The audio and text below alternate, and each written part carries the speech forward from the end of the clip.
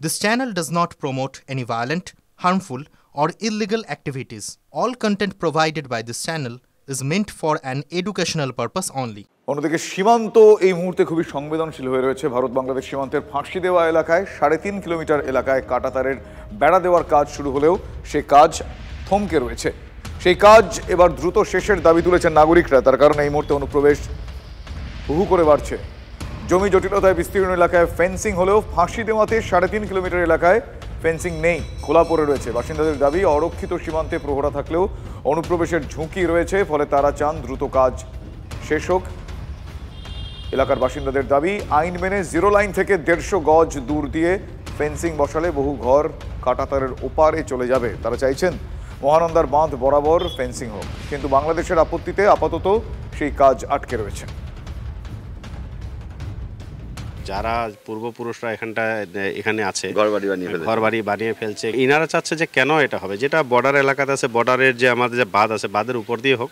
তো সেই জন্য বাংলাদেশ যে বিডিআর আছে বারবার করে বাধা দিচ্ছে, দ্রুত ফেন্সিংটা হোক, তাহলে এখানকার যারা বাসিন্দা আছে তারা একটু নিরাপত্তা থাকতে পারবে। রাতের বেলায় নিরাপত্তার বোধহয় কোথাও একটা অভাব মনে আসে। হ্যাঁ, জায়গায় আছে। রাতে বিএসএফ পাহারা দেয়। হ্যাঁ, বাংলাদেশে একটু গন্ডগোল ছিল, ওর জন্য ওরা আপত্তি জানিয়েছিল। ভারত বাংলাদেশ সীমান্তের ফাঁসি দেওয়া এলাকা, এটা বাংলাদেশ সীমান্ত। ঠিক এই কাঁটাতারের বেড়াটার ওপারের যে জায়গাটা দেখাচ্ছি সেই এলাকাটা বাংলাদেশ, মাঝখানে মহানন্দা নদী অর্থাৎ রিভারাইন বর্ডার। এই এলাকায় বিস্তীর্ণ জায়গায় প্রায় 3.5 কিলোমিটার এলাকায় দীর্ঘদিন কোনো কাঁটাতার ছিল না। কাঁটাতারের বেড়া দেওয়ার কাজটাও শুরু হয়, কিন্তু বাংলাদেশের আপত্তিতে সেই কাজ আবারও থমকে। এই গোটা যে এলাকাটা, এই এলাকাটায় বহু ঘরবাড়ি রয়েছে যা আমাদের এপার বাংলায়, এবং মাঝে এই নদী, এবং নদীর ঠিক ওই পারে বাংলাদেশেও কিন্তু ঘন জনবসতি রয়েছে, যে কারণে আন্তর্জাতিক যে সীমানা সংক্রান্ত নিয়ম রয়েছে, অর্থাৎ 0 লাইন থেকে অন্তত 150 ইয়ার্ড দূরে কাঁটাতারে বেড়া দিতে হবে। তা যদি করা হয় তাহলে এই বিস্তীর্ণ ফাঁসি দেওয়ার এলাকার এই ঘরবাড়িগুলো কাঁটাতারে বেড়ার ওপারে চলে যাবে, যাতে আপত্তি রয়েছে স্থানীয় বাসিন্দাদের। আর এই মুহূর্তে বাংলাদেশে অশান্তকর পরিস্থিতির জেরে এলাকাতেও কার্যত রাতের বেলায় নিরাপত্তাহীনতায় ভুগছেন এলাকার বাসিন্দারা। ক্যামেরায় দীপায়নের সঙ্গে প্রসেনজিৎ, TV9 বাংলা। ফাঁসি দেওয়া খুব স্বাভাবিকভাবেই দুশ্চিন্তা বাড়ছে। সীমান্তে কাঁটাতার নেই, অবৈধ অনুপ্রবেশ বাড়ছে, ফলে জঙ্গিরাও কি অবাধে ঢুকে পড়ছে? আতঙ্কে মুর্শিদাবাদের সীমান্তবর্তী গ্রামের মানুষজন। কাঁটাতারহীন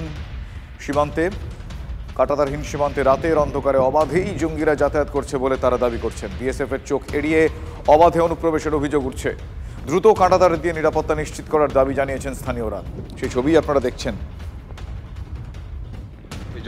হ্যাঁ, যত তাড়াতাড়ি হয় কাঁটাতারে বেড়া দিয়ে বর্ডার ঘেরা হোক। আমি শুনলাম, আজই শুনলাম গতকালকে রাত্রে নাকি 3 জন জঙ্গি উঠে এসেছে এটা দিয়ে। রাত বিরাতে অনেক রকম সমস্যা হতে পারে, হচ্ছেও, আমরা বুঝতে পারছি হচ্ছে।